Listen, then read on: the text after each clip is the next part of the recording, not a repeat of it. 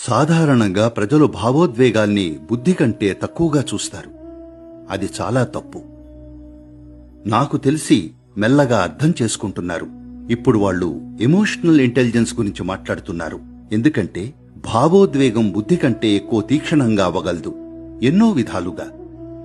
బుద్ధికి ఒక రకమైన చక్కదనం ఉంటుంది, ఒక రకమైన చొచ్చుకుపోయే గుణం ఉంటుంది. కానీ భావోద్వేగం అన్నింటినీ తనలో ఇముడ్చుకోగలదు.